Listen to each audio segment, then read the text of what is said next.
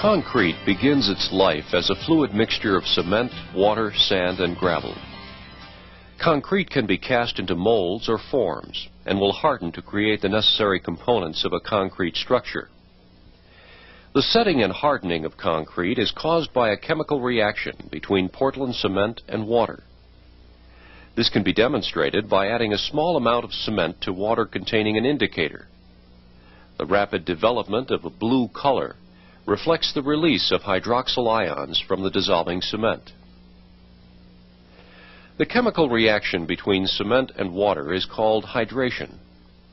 The dissolving cement increases the levels of calcium and silicon in the solution. When the concentrations of dissolved species reach critical levels, new solid products are formed through a precipitation reaction. This is a sketch of cement grains suspended in water. The solid hydration products form coatings around the particles of cement and gradually fill the space between. When the coatings first begin to impinge, setting occurs.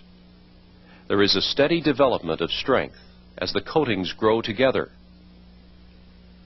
The amount of strength attained by the mixture of cement and water depends on how effectively the space between the grains is filled up. Concrete will harden within a few hours, but hydration continues for weeks, even years after placement. Here is a picture of cement particles before exposure to water. Dry cement is a fine powder, and the particles are not attached to each other. After the cement is mixed with water and allowed to stand, the picture is quite different.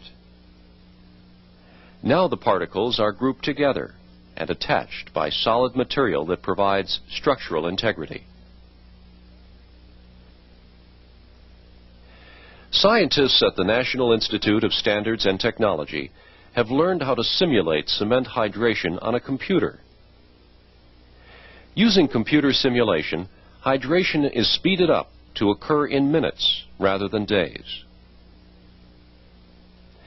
Before the hydration simulation, particles of cement are arranged on the computer display.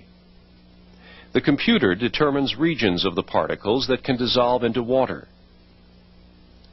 The bits of dissolved cement diffuse through the water in a random manner and react to form solid phases according to certain rules. After a cycle of dissolution, diffusion, and precipitation is complete, the computer proceeds with another cycle. As this process repeats again and again, the microstructure develops, building bridges between particles that provide strength to the material. Computer simulation has proved valuable because it allows researchers to test conditions and make measurements that are difficult to achieve in real life. At the end of the hydration simulation, the structure of the hardened cement paste is very similar to that observed under the microscope. Hydration is an exothermic process which generates heat through chemical reactions. The process of hydration can be easily followed by monitoring the production of heat that accompanies the reactions. This is done by sieving mortar from a batch of concrete and weighing it into a bottle which is placed into an insulated container. A thermistor is then embedded into the fresh mortar. The output of the thermistor can be recorded by a computer. The results of this experiment can be plotted as a curve of temperature versus time.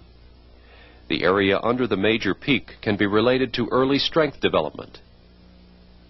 The initial dissolution of cement produces a short release of heat, shown by the first peak in the calorimetry curve. After the initial dissolution, hydration products are quickly precipitated on the surface of each cement particle. The layer acts as a protective barrier and temporarily delays the further dissolution of the particle.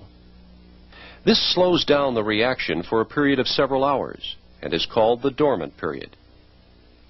The existence of the dormant period allows concrete to be transported to the construction site and placed and finished in the forms.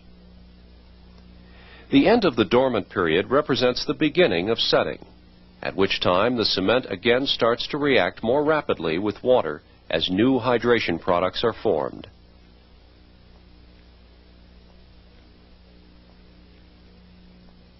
Scientists are using measurements of other properties to monitor concrete setting and hardening.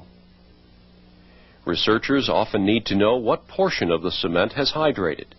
The degree of hydration can be estimated by heating a sample of cement paste and measuring weight loss as a function of temperature using thermogravimetric analysis equipment. The free water in a sample is driven out by heating to 105 degrees Celsius. At 105 degrees, the sample is dry, but still retains its strength. The water involved in the hydration reactions is chemically combined with the cement and can be driven out of the sample by heating to 1,000 degrees. At 1,000 degrees, all of the original mix water has been removed from the sample. The degree of hydration is calculated from the weight of chemically combined water. A typical cement paste cured in moist conditions will reach a degree of hydration of about 80% in 28 days.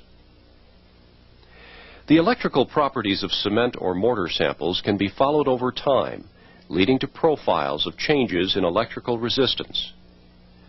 The electrical properties of this cement specimen are being measured using the two metal electrodes and equipment that measures resistance and impedance. This chart illustrates how the resistance of electricity through the cement increases as the cement hydrates. At early ages, the water easily conducts current across the specimen.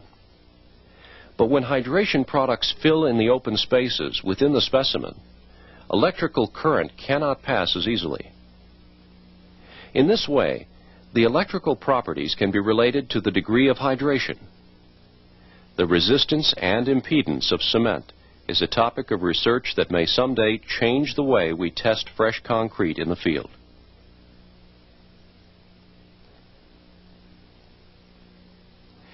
The fluid properties of concrete are very important in the field because quality construction demands adequate consolidation. The standard slump test provides a coarse measure of concrete workability. This test is widely utilized because it is easy to conduct in the field. Fluid properties are also the subject of research in the lab because the flow of cement changes as hydration proceeds. Properties such as viscosity and the initial resistance to flow are used to characterize liquid materials. Water is a liquid with low viscosity and a low initial resistance to flow. But concrete, mortar, and fresh cement paste have much higher viscosity than water. Vibration is often used to overcome this resistance in concrete. In the lab, fluid properties of cement paste can be measured with this Brookfield rheometer. Researchers use larger equipment, such as this Tattersall rheometer, to measure the properties of mortar and concrete. The rheological equipment can be used to measure the initial resistance to flow, which is referred to as yield stress. At the time of setting, the yield stress starts to increase abruptly, and the ability to flow is lost.